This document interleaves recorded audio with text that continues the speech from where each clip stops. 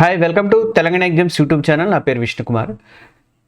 ఇప్పుడు వారం రోజులుగా తెలంగాణలో ఒకటే నలుగుతోంది. అతి పెద్ద బ్రేకింగ్ న్యూస్ ఇది. నిజంగా ఒకటే నలుగుతోంది. అదేంటంటే హైకోర్టు 2016 నాటి గ్రూప్ 2 మెరిట్ లిస్ట్ని రద్దు చేసింది. దానికి సంబంధించి 2015 నోటిఫికేషన్ ప్రకారం ఇచ్చారు. అది 2016లో రాశారు. మొత్తం ఆ 20 లక్షల మంది అప్పట్లో ఎగ్జామ్ అనేది రాశారు. ఆ 20 లక్షల మంది ఓఎంఆర్ షీట్లను కేవలం 8 వారాల్లో రీస్కాన్ చేసి ఎవాల్యుయేట్ చేయాలని చెప్పేసి హైకోర్టు అయితే ఆదేశాలు ఇచ్చింది. మీ అందరికీ తెలుసు, 18వ తారీఖు నాడు వచ్చినట్టుంది ఇది తీర్పు. అయితే 1032 మంది ఇప్పటికే ఉద్యోగంలో ఉన్నవాళ్ళు భవిష్యత్ అంతా కూడా అంధకారంలో పడిపోయింది. అసలు టీజీపీఎస్సీకి ఇంత పెద్ద టాస్క్ చేయగలుగుతుందా? 8 వారాల్లో 20 లక్షల పేపర్లు దిద్దేంత సామర్థ్యం టీజీపీఎస్సీకి ఉందా, లేక మళ్ళీ కోర్టు కేసులతో ఒక 5-6 ఏళ్ళు 10 ఏళ్ళు డ్రాగన్ అయ్యే అవకాశాలు ఉన్నాయా అన్న దాని మీద నేను ఈ వీడియోలో చర్చించబోతున్నా. మన ఛానల్ ఎవరైనా సబ్స్క్రైబ్ చేసుకోకపోతే తెలంగాణ ఎగ్జామ్స్ యూట్యూబ్ ఛానల్ని సబ్స్క్రైబ్ చేసుకోండి. ముందు టీజీపీఎస్సీ అనే పేరు, టీఎస్పీఎస్సీ లేదా టీజీపీఎస్సీ అనే పేరు వినిపించగానే మనకు గుర్తుకొచ్చేది పేపర్ లీకులు, కోర్టు కేసులు, తర్వాత ఆలస్యం పేపర్ల మన ఎగ్జామ్స్ ఆలస్యంగా పెట్టడము, రద్దు చేయటము, నోటిఫికేషన్ రద్దు చేసుకుంటూ వెళ్ళిపోవడము. ఇదే జరుగుతుంది. ఎగ్జామ్లు ఇదే జరిగిపోతుంది. 2016 నుంచి 23 మధ్య గ్రూప్ 1 కానీ, గ్రూప్ 2, గ్రూప్ 4 ఇట్లా ఏ పరీక్ష చూసినా కూడా వివాదం అనేది జరుగుతూనే ఉంది. పాత బీఆర్ఎస్ హయాంలోనే పేపర్లు లక్షల రూపాయలు పెట్టి అమ్ముకున్నారు. వాళ్ళు బాగుపడ్డారు మంచిగా. సిట్ రిపోర్టే చెప్పింది, మనం చెప్పింది కూడా కాదు కదా. ఇప్పుడు కొత్త ప్రభుత్వం వచ్చింది, అయినప్పటికీ కూడా సమస్యలు మన ముందు చుట్టూ ముడుతూనే ఉన్నాయి. గ్రూప్ 1 మెయిన్స్ ఏమో ఇంగ్లీష్ మీడియం అభ్యర్థులకు లాభం చేకూర్చారు, తెలుగు మీడియం అభ్యర్థులకు అన్యాయం జరిగిందని చెప్పేసి ఇప్పుడు కోర్టులో కేసు ఉంది. అది కోర్టు ఇంకా నడుస్తూనే ఉంది. డిసెంబర్లో ఆ డివిజన్ బెంచ్ తీర్పు అనేది రాబోతుంది. మరి అది అక్కడేం బాంబు వెళ్తుందో తెలియదు. ఈ మధ్యలోగా వాళ్ళని రిక్రూట్ చేసేసి ప్రభుత్వం అదొక పెద్ద తేనె చుట్టని ఇచ్చేసింది. వాళ్ళని ఉద్యోగాలు ఇచ్చి పడేసింది వాళ్ళకు ఉన్న వాళ్ళందరికీ. ఇప్పుడు మెయిన్ టాపిక్ ఏంటంటే మరి గ్రూప్ 2లో 2015 నోటిఫికేషన్. మరి 2015 నోటిఫికేషన్లో 2016లో పరీక్షలు జరిగినాయి, 2019లో మెరిట్ లిస్ట్ ఇచ్చారు, 2023లో జాయినింగ్స్ అయ్యారు. చూడండి, అంటే పంచవర్ష ప్రణాళిక మనకి ఎప్పుడున్నదే అది పంచవర్ష ప్రణాళికనే చెప్తారు. ఏపీఎస్సీ ఉన్నప్పుడు కూడా అదే జరిగింది.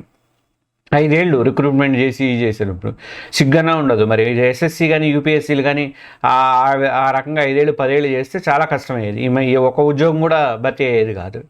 మరి ఇప్పుడు వాళ్ళు 1 ఇయర్లోనే కంప్లీట్ అయిపోతాయి. 1 ఇయర్ 1.5 ఇయర్లో మొత్తం కంప్లీట్ అయిపోతాయి ఒక్కొక్క నోటిఫికేషన్.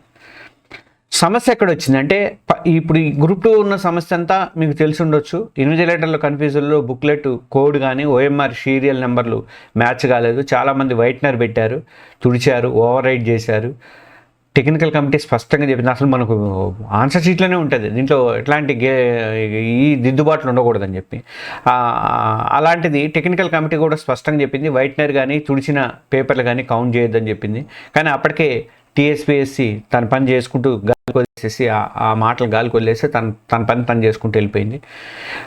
2025లో ఇప్పుడు high court single judge bench merit లిస్ట్ని పూర్తిగా రద్దు చేసి 2015 నిబంధనల ప్రకారమే 20 లక్షల ఓఎంఆర్ షీట్లను 8 వారాల్లో రీస్కాన్ చేసి రీఎవాల్యుయేట్ చేయాలని చెప్పి ఆర్డర్ ఇచ్చింది. మరి ఇది రియలిస్టిక్గా సాధ్యమవుతుందా? 9 ఏళ్ళ నాటి పేపర్లు అవి, అంటే చినిగిపోయి ఉండొచ్చు, దెబ్బతినిపోయి ఉండొచ్చు, అసలు ఉన్నాయో లేవో కూడా తెలియదు. టీజీపీఎస్సీ కూడా అంగీకరిస్తుంది. అన్ని పేపర్లు దిద్దాలా, లేకపోతే తప్పు జరిగినటువంటి పేపర్లు మాత్రమే దిద్దాలా, వాటిని పరిగణలోకి తీసుకోవాలా అని చెప్పేసి టీజీపీఎస్సీకే డౌట్ వస్తుంది. ఆయన చైర్మన్ బుర్రా వెంకటేశం కూడా అదే మాట అంటున్నారు. ఉద్యోగులకు ఎలాంటి నష్టం రాకుండా డివిజన్ బెంచ్లో అప్పీల్ చేస్తామని చెప్పేసి ఆయన ఏదో చెప్పుకుంటూ వచ్చాడు. కానీ ఇక్కడ నిరుద్యోగులకు అన్యాయం జరుగుతుంది కదా. అయితే ఈయన కొంతమంది 2019లోనే తప్పు జరిగింది, ఇప్పుడు 2025లో శిక్ష అనుభవిస్తున్నాం, ఎవరైనా బాధ్యత వహిస్తారా ఇట్లాంటి వాటికని ఒకళ్ళు అంటున్నారు. ఇంకో నిరుద్యోగులు 9 ఏళ్ళు కష్టపడ్డాం, మళ్ళీ ఇప్పుడు పరీక్ష రాయమంటారా, ఏజ్ బార్ అయిపోయిందని చెప్పేసి కొంతమంది అంటున్నారు. ఇంకొకళ్ళు అంటే ఇప్పుడు ప్రస్తుతం పనిచేసిన ఉద్యోగులు మేము నిజాయితీగా రాసి ర్యాంకులు తెచ్చుకున్నాము, మా తప్పేంటి, మమ్మల్ని రోడ్డునే వేస్తారా అని చెప్పి. అయితే అక్రమార్కులు ఎవరున్నారో వాళ్ళని తొలగిస్తేనే న్యాయం జరుగుతుంది, మేము కూడా 9 ఏళ్ళుగా న్యాయం కోసం పోరాడుతున్నామని చెప్పేసి పిటిషనర్లు చెప్తున్నారు.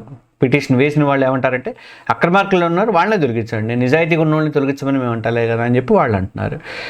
ఇట్లా ఇక ఇప్పుడు మరి టీజీపీఎస్సీ ముందు ఉన్నటువంటి ఆప్షన్స్ ఏంటి అంటే, టీజీపీఎస్సీ ముందు ఉన్నటువంటిది రెండే ఆప్షన్లు. ఒకటి, డివిజన్ బెంచ్లో అప్పీల్ చేసి స్టే తెచ్చుకుంటే పాత ఉద్యోగులందరూ కంటిన్యూ అవుతారు.